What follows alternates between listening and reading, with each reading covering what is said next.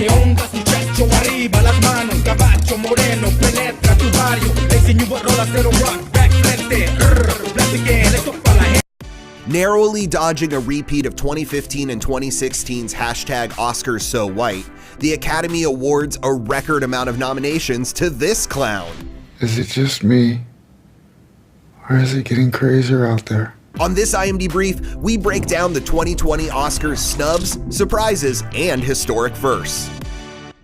Beginning with historic firsts, director Bong Joon-ho racks up a few with his peach of a thriller, Parasite. First South Korean film to be nominated for Best Picture and International Film ever, not to mention nods for Best Director, Best Screenplay, and Best Editing. 넌 이 좋은 실력으로 왜 미대는 맨날 떨어지냐? 나 죽을래. Joker also shocks the world once again, rising from a controversial opening amidst a summer of real-world violence to $1 billion box office, the first R-rated film to ever do so, to the most Oscar nominations of the 2019 crop with 11. Well, if you say so, kid, Joker it is. It's good. Thanks, Murray. That's the first time a comic book film has ever pulled that off, and Joker is only the second to nab a Best Picture nomination after Black Panther in 2019. I lived my entire life waiting for this moment. Netflix bounces back from only 2 wins out of their 34 Golden Globe nominations, and The Irishman being shut out completely to score the most Academy nominations, a combined 24. I was not privy to that thought process. Including Best Documentary for American Factory and The Edge of Democracy, as well as Best Animated Feature for I Lost My Body and Klaus. Netflix rakes in 3 for The Two Popes, 6 for Marriage Story, and a whopping 10 for The Irishman. And don't let anybody tell you that they weren't afraid. There's a lot of bullshit.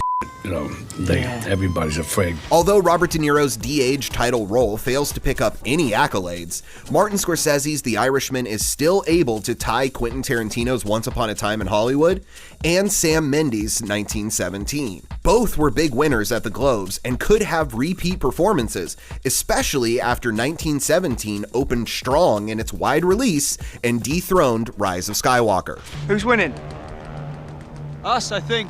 Now, it may not be a first, but it is a rare event when an actor scores twice in a single year. Scarlett Johansson will be the 12th to be double nominated for Best Actor and Best Supporting. Oh, Jojo, you'll know when that happens. You'll feel it. 7 out of those 11 previous picked up one of their 2 awards, so odds are Johansson will come up lucky for Jojo Rabbit if she fails to steal Best Actress from Renee Zellweger for Judy. I'm working harder than you would ever believe. One more pleasant surprise is Florence Pugh's Best Supporting nod for Little Women. After all Midsommar put her through in 2019 and everything Black Widow will do to her in May 2020, it's nice to see the Academy recognize that Pugh is having a moment. Well, I believe we have some power over who we love. It isn't something that just happens to a person. On the snub side of things, the Academy makes the decision to follow in the Hollywood Foreign Press Association's footsteps and not nominate any women for Best Director this year. Although Greta Gerwig did receive a nod for Little Women's adapted screenplay, she, Lulu Wang, Marielle Heller, Melina Matsoukas, and all other women directors working in Hollywood are passed over for the award. Issa Rae, who read the noms with co-host John Cho, puts it simply. Congratulations to those men.